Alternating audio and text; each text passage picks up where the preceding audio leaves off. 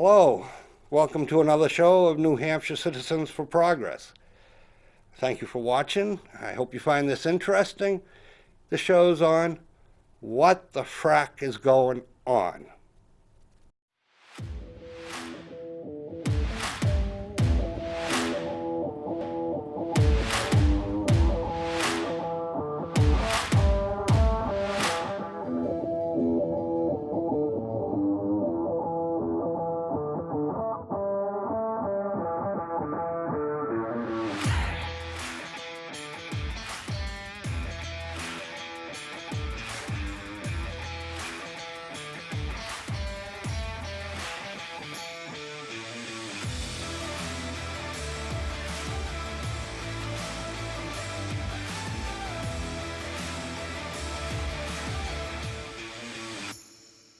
It is not safe. It's not worth our lives. We don't want to be the human sacrifice zone.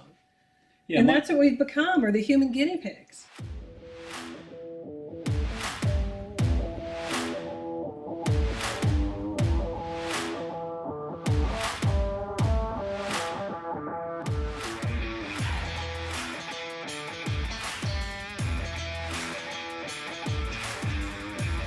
Right in the report states that due to their gas drilling and fracking operations, they contaminated our water.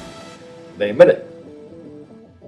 We're still being sick, and that facility is still decaying, and as their own documents say so, and we're still all in deep, you know what, living next to the thing. And I don't want to just sit here and die because of that stuff. I want to get out of here. It's not fair at all. I mean, these are people's lives that they're playing with.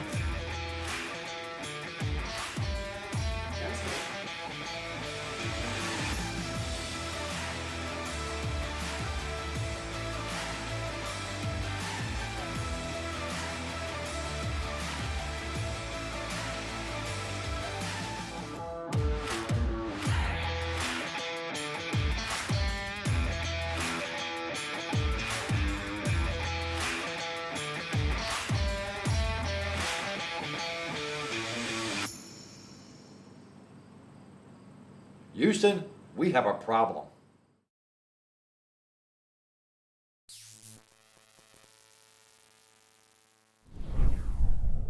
We shouldn't be sacrificing people for our energy needs, and that's like the bottom line.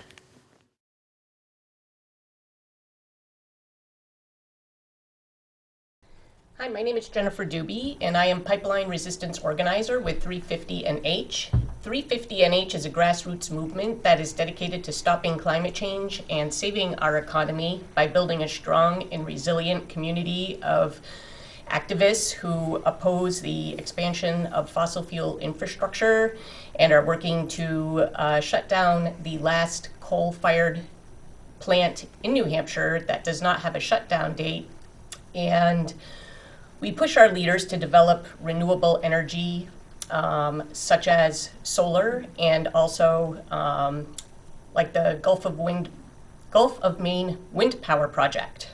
One of my primary responsibilities at 350 NH is to work to build opposition against the Granite Bridge pipeline that Liberty Utilities has proposed. That pipeline project is a 27-mile fracked methane gas pipeline, along with a 2 billion cubic foot liquid natural gas storage tank that would be sited in Epping. The pipeline would run along Lake Massabesic, threatening Manchester's water supply, and it would run out to the seacoast. We also are working on the No Coal, No Gas campaign, which includes shutting down the coal-fired plant in Bow.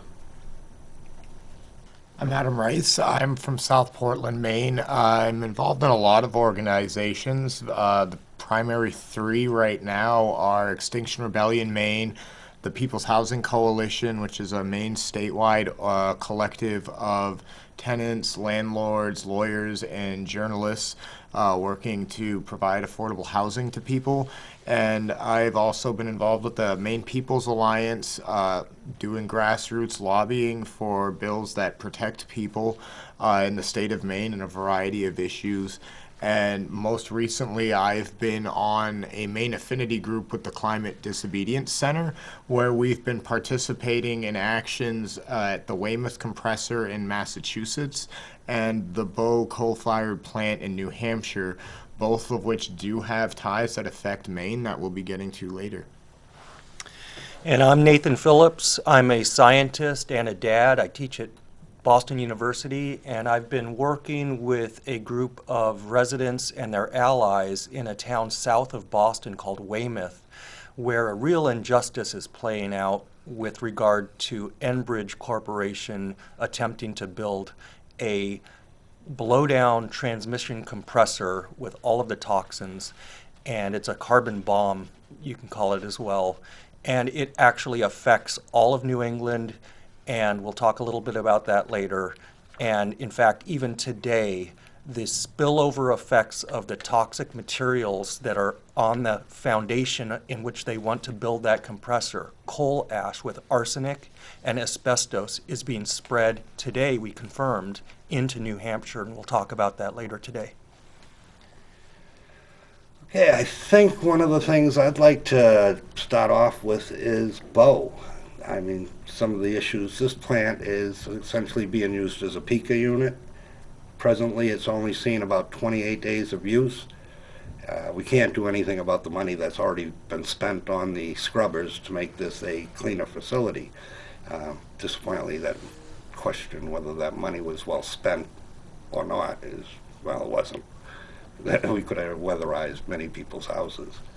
So there's been actions in regards to that everyone here has been. Are you familiar with the mercury issues and some of the hazmat materials around a coal plant, Nathan? Well, yes, in terms of the coal having those materials in them and being liberated when coal is burned, so into the air, as well as the residue and leftovers from the coal burning that goes into the soil and contaminates the soil. And so that is part of what's coming out of this town of Weymouth, is the removal to build the compressor. They're removing toxic coal ash with arsenic and asbestos and all kinds of other metals, including mercury, selenium, and they're being driven across Massachusetts and driven into New Hampshire without those trucks being cleaned. And so it's a real concern. The 350, are they doing any, you mentioned earlier that they're doing something in specific in regards to Bow being retired, and is there a way for people to become involved? What is it that you're doing? Yeah, so the campaign that we're working on is called the No Coal, No Gas campaign, and we are working with the Climate Disobedience Center specifically on forcing the shutdown of the Bow coal plant, which is called the Merrimack Generating Station because it sits on the Merrimack River. The Merrimack River is being polluted by the coal that's being burned in this plant, which is only running about 28 days a year and generates less than 1% of our capacity. So it's really not needed when money could be spent subsidizing things like solar and wind. If people want to get involved in this campaign, they can go right online to nocoalnogas.org and sign up to support the forcing of a shutdown date to this plant and get involved with us on different actions that we'll be taking coming up this spring after the New Hampshire primary. Adam, you've been real active in regards to these issues. I mean, That's an understatement. you risked health, life, and your freedom in some of the actions you've taken. Could you share with us what makes you feel so strong that you would do that? Sure. And I guess I'll start answering that with a question. You know, how free are any of us if we object to a project like Bow or this compressor station and they build it anyways? You know, I learned in Weymouth that you guys have open appeals still going. They're doing construction anyways. I live in a state where 70% of us have rejected a power corridor into Maine, still being built anyways.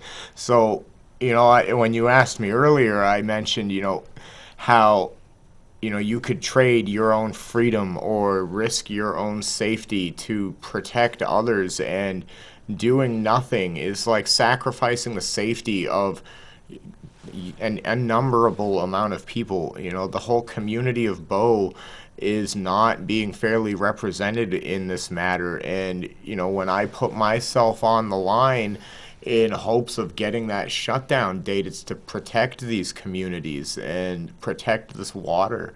You mentioned like the mercury pollution. When I was reading on the plant, a fraction of a teaspoon of mercury can make all the fish toxic in a lake or a river or a pond.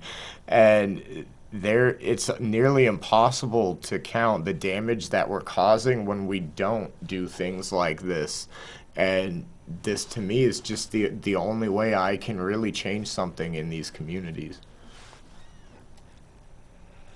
One of the things I think that we fail to tie in when we discuss quite a few things, whether it be health or the energy development, is this is affecting people that are, in fact, suffering ill consequences, dying, cancers, disease, sickness, breathing problems, and these tend to be true around areas like this. And Jennifer, you're working on a project where this fracking is taking place. We don't get to see the results of some of this things that are taking place in the communities that are actually experienced the fracking. Can you share with us what that is so that we might be able to understand that? Sure. So one of the things that I've learned while working on the Granite Bridge pipeline project is that it would be transporting fracked methane gas from the Marcellus Shale area, which is located in Pennsylvania and New York primarily. And most people don't realize that natural gas is literally fracked methane gas. Fracked methane gas comes from hydraulic fracturing. They inject billions and billions of gallons of water down into the earth to force open cracks in the shale that's down there. And then all kinds of toxins and sand are pushed down into those cracks to force it open and to force gas to come up. Only about 40% of that toxic wastewater is actually recovered. The rest of it stays down in the earth where it just contaminates all of the area around it. And actually some of the illnesses and things that people are suffering from the effects of this hydraulic fracturing, I have a whole list of them here. Poisoned water, they can't bathe in it or drink it. Dead cattle and quarter horses, deformed newborn farm animals, stillborn puppies, sick school children, swarms of earthquakes, nosebleeds, vomiting, diarrhea from radioactive poisoning, difficulty seeing, hearing, breathing. Home values are worth nothing. They have no resources to move, and they're bankrupted by illness and medical bills. Jennifer was just explaining to us some of the consequences that the people are experiencing where the fracking is going on. But that's not the only place in regards to the pipelines and the material being transported here in New Hampshire. Can you tell us a little bit more about that? Sure. So when the gas gets transported to New Hampshire through the pipeline, it's actually leaking fugitive emissions is what they're called. And the gas is methane when it comes through there, which is 84 times more potent than carbon dioxide, which exacerbates the climate crisis. And not only that, this pipeline would run along Lake Massabesic, which is Manchester's water supply. This well, I guess I wanted to go to the compressor station, but the thing I want to make people aware of in regards to that is not everyone is going to experience these negative consequences.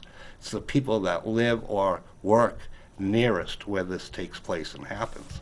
And Nathan was going to tell us a little bit more about the Weymouth and how this affects people there and how it affects New Hampshire citizens as well, along with Adam.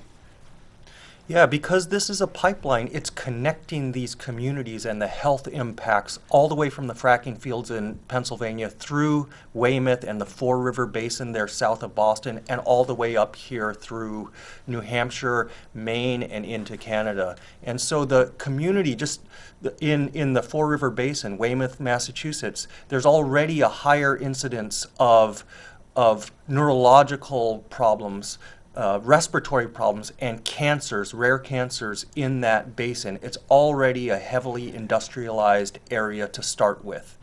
And this compressor would be adding even more to that, because these transmission compressors, they're intended to vent raw fracked gas right into the atmosphere and into the neighborhoods. This is a highly urban area. There's over 100 volatile organic compounds in that fracked gas that will be vented straight to the atmosphere, including benzene, toluene, xylene, things for which there's no lower limit for human safety. And so that's a huge problem that the community is facing and fighting back, contesting every single activity of construction that's happening on that site right now. Now, part of the plan that Enbridge has proposed and the state of Massachusetts actually accepted connects that injustice and the health impacts right here to New Hampshire. So the consultant for Enbridge, they have to dig up 1,100 dump trucks full of this toxic coal ash. That's literally the toxic foundation on which they want to build this compressor station. And that, as I mentioned before, that coal ash has a history, a legacy of contaminants in that material, including arsenic, all of those other heavy metals, and these burner bricks, these furnace bricks, hundreds of thousands of them from earlier coal-fired plants. And some of those burner bricks contain up to 80% asbestos, which causes mesothelioma, and these are fatal conditions. Today, we tracked and verified that a dump truck left the site in Weymouth today and dumped this material in Rochester, New Hampshire, at the waste management facility about 35 miles northeast of where we're sitting here today. So everyone needs to know about this, and everyone needs to put a stop to the spreading of this toxic material throughout the Commonwealth of Massachusetts and throughout New Hampshire as well. So, there's a couple things that I wanted to tie into this before we finish, and I've been raising awareness for both the Bow plant and the Weymouth compressor as regional issues. Bow, everybody who pays rates in New England is subsidizing this plant. We're spending up to $50 million a year propping up coal, when the cost to transition this plant to a clean, renewable energy source would be between like $3 and $10 million a year last I checked. So that's taking the money that we could be using to solve the problems and funding the problem itself. With Weymouth, you can look right on the Enbridge site, and I always encourage people to actually fact check me. Go and look yourself on the Enbridge site under the Atlantic Bridge Pipeline Project. That would continue from the site in Weymouth through New Hampshire to Maine, at which point it would divert northeast into Canada, expanding a lot of the existing pipeline infrastructure and adding more. But right on their website, it says the Weymouth compressor has to be completed to be able to actually shoot this fracked gas north into that expansion area. So if this is stopped, it's a reasonable assumption that we could prevent or at least slow down a lot of these other projects that many people want to reverse and get rid of. And the group Fore River Residents Against the Compressor Station recently did a little bit of a documentary interviewing some of these people affected in this community. Now, imagine if you're digging up the things that are giving these people these health problems. You're driving this toxic soil hours across the highway. It's blowing into your rivers. It might be blowing into your car window or settling on your house, and they're over and over and over again. That's a big concern to me. Just like the coal trains, these dump trucks are going to potentially be blowing this dust everywhere. And one thing I've learned coming down and connecting with you guys in Massachusetts is they're not following safety protocol. Their workers are not wearing respirators. They're not wiping the dust off the trucks. They're not taking things into account like toxic particulates in the air or settling on the ground. So why would I assume these trucks are going to do that? Probably not. So, we're asking for community accountability for these types of projects and other ones. New Hampshire has a dump site that they can be vocal about. Maine has one in Norridgewock that Maine can be vocal about, and possibly enough outcry about dumping the soil in our states might cause them to have to go back to the drawing board and figure something else out. I think what I want to say from here is, we pointed out a lot of ill health effects, whether it's the people in Pennsylvania where New York actually banned fracking, so we're not going to be getting the frack gas from New York at this point. So Pennsylvania, it's the people that live there that we're not aware of that are suffering the consequences. And then we have the various routes, the compressor stations, and other facilities that deal with this, right up to the dump in Rochester, which this would be you guys have enough problems down there with your water supply and the quality of water there with everything that's going on. And the big thing is this is not just numbers. This is someone's grandparents, father, mother, brother, sister, son, daughter, niece, nephew.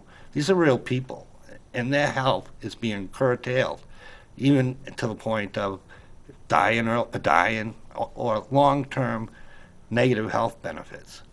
And Adam touched on some of the economics in regards to spending our money effectively.